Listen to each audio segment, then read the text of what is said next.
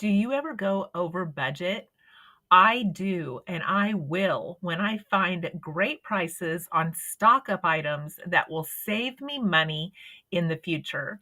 Today, I'm going to talk about the benefits of going over your budget.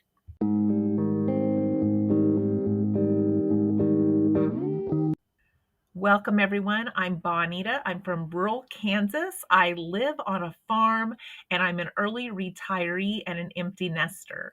I'm so glad that you all joined me today, but I have a confession. I do go over budget, even though I have a frugal channel. And that's part of the ways that I stay in budget overall for the entire year.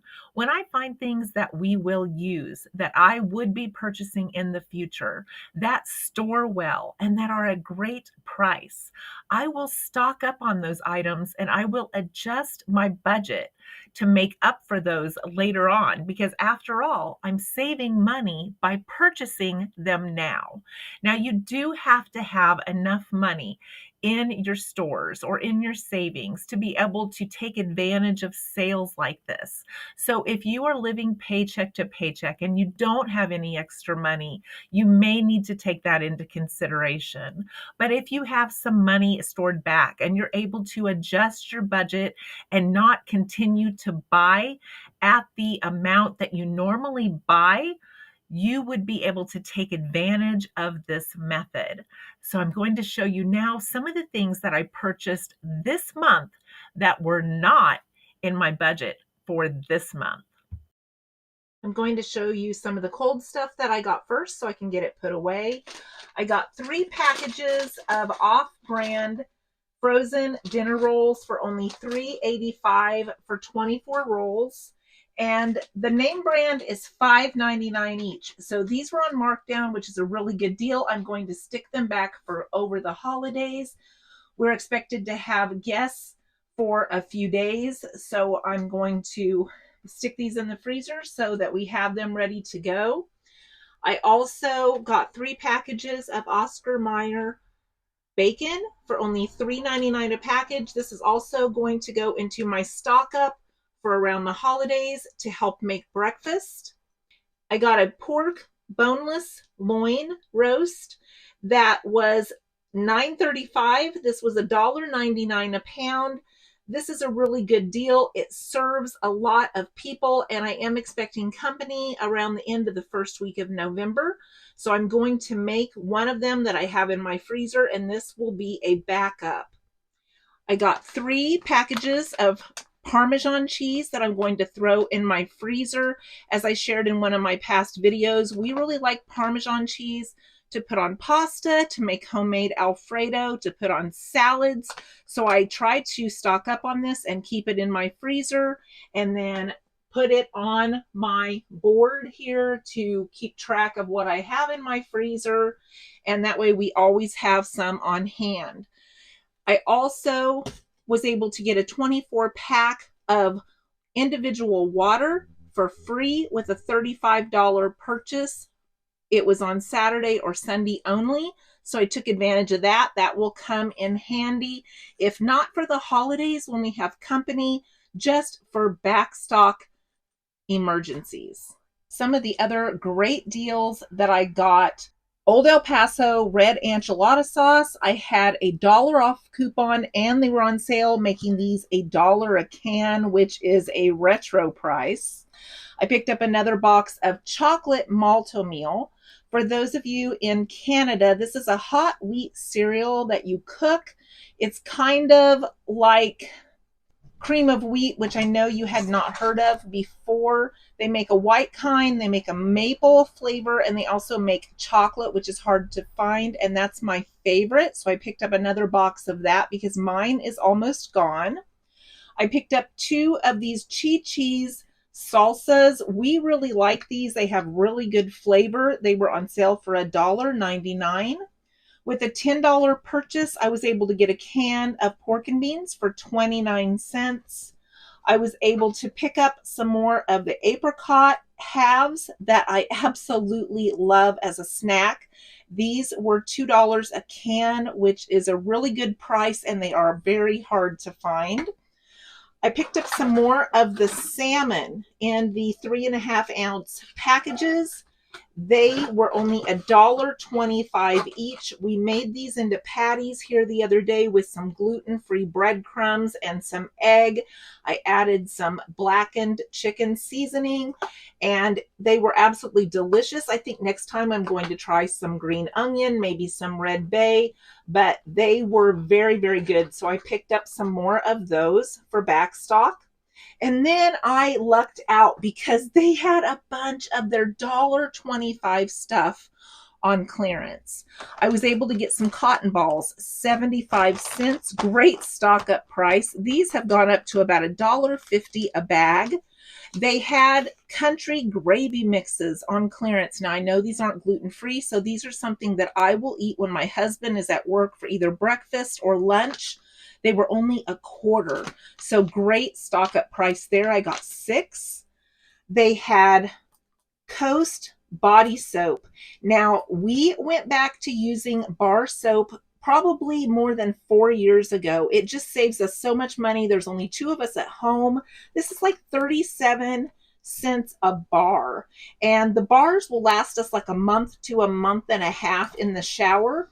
Now, if we have company, I do have some soft soap that I will put in there, but just for the 2 of us, I keep this in the camper and we use it normally in the showers. Saves us a bunch of money. Great stock up price. I also love to have some body powder. I know you can use cornstarch instead. It's hard to find body powder nowadays, and I'm seeing that a lot of places are either clearancing it or it's just gone altogether. I was able to pick these up for 75 cents. Again, I keep one in the camper and I keep one in my bedroom. They had triple antibiotic ointment marked down for 75 cents. I picked up another generic mucus relief for $1.25 in their dollar section. My husband was out of shaving cream the other day and he said, "Do you have any in the storage?" And I said, "No, I thought you were getting it from that Dollar Shave Club." He said, "No, they got too expensive." And I said, "Well, I'll keep my eye out for some." They had shaving cream marked down to 75 cents, and my husband still uses shave cream, so I picked up shave cream. Here is some off-brand, again, like the dollar section brand of bath soap for when we have company. Again, 75 cents. And I picked up one of these dishwashing detergents. Now, I don't know if Brillo is good. I love the Brillo pads, so I'm thinking it's probably good quality. And again, 75 cents. Can't go wrong to try that out. So these are some of the great stock up deals I got today. Some of this will go into my regular stock that I keep in the kitchen that we use out of, like the malto meal since it's almost gone, and the enchilada sauce since it's almost gone, also with the pork and beans. But a lot of these will go in the back room in my storage area. And you know me, I will be inventorying these and writing them down to make sure I know what I have at all times. I have this small little haul that I got from Ollie's Discount Store. This is only the second time that I've ever been in this store. I had a 15% off coupon that came in the mail, and these are what I found. I found some minced garlic, only $4.79 for 32 ounces. That's a really great deal. And I found some seasoned salt. I do make my own, but for $1.69, I couldn't pass this up. And then I got a 5-pound bag of jasmine rice. We really like the jasmine rice. I feel like it cooks up quicker, and it was only $4.99 for 5 pounds, which you can't beat that. And then 15% off of all of this, which made it a really good deal for some stock up items. This is also one of the secrets that I used to have backstock and to have extra money.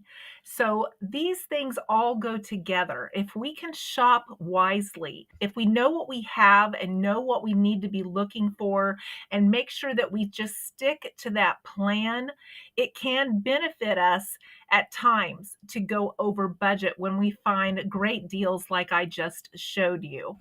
without knowing what we have already and making that inventory that may sound tedious. We are just shopping blind. We could be buying things that we already have or overbuying things to the point that we're not going to use them timely. They're going to go out of date. We're not going to get them rotated, or we're going to forget that we even have extras of those. This way, we actually know when we're shopping, hey, when I see this bar soap on sale, I know how many bars I have left, thereabouts. When I see that powder on sale, I know how many extras I have, or thereabouts. And it keeps us from buying and spending money on things that we could be putting our money somewhere else.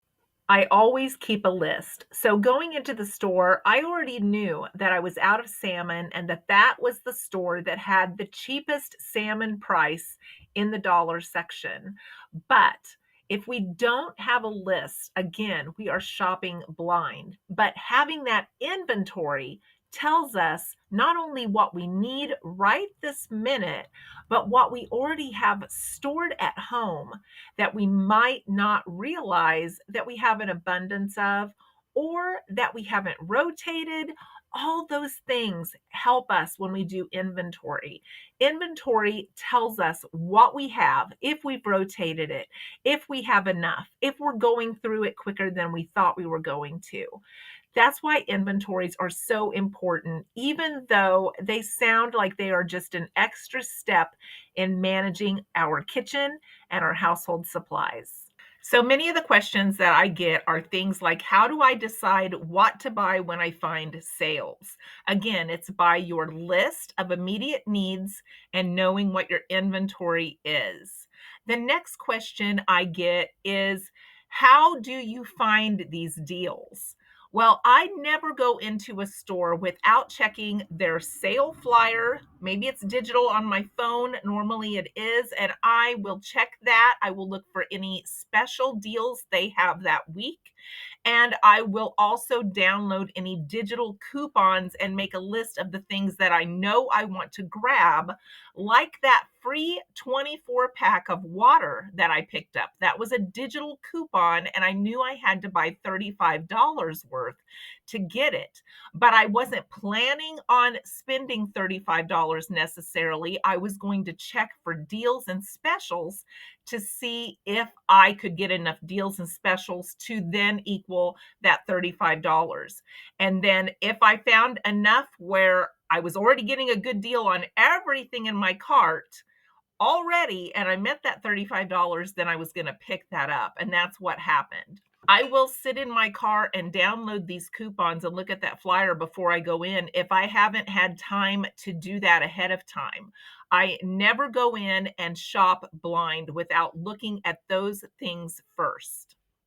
I will check my Ibotta app for any specials and digital coupons. I'll check the sales flyer, and I will download digital coupons and make my list. I also know my local stores and I know where they keep their markdowns. So I will check their markdown meat, their markdown produce, and their markdown household goods first. And as I'm shopping around the store, picking up those digital coupons to see if there's any great deals like I just showed you. The next question I get is, how do I offset purchases with my budget so that I have enough money to do these things? So I have money set back. So I am a little flexible in that regard, but I track all of my spending. So I know if I've gone over. I'm just not buying stuff willy-nilly if I find it on sale. But I do offset my purchases, and I do it in savings in other ways. For instance, eating at home, making my drinks at home, not buying things out when I'm out and about. I do it by watching my electricity usage. I've mentioned before, we don't even turn on our TV until late in the afternoon. Our TV is on a power strip with our Roku box, with our lamp. And so none of those things are on until the evening hours. We also have a small television, which uses less electricity than a big screen. We don't turn on the heating and air until we absolutely need heat or absolutely need cooling. We don't have those things on during the day.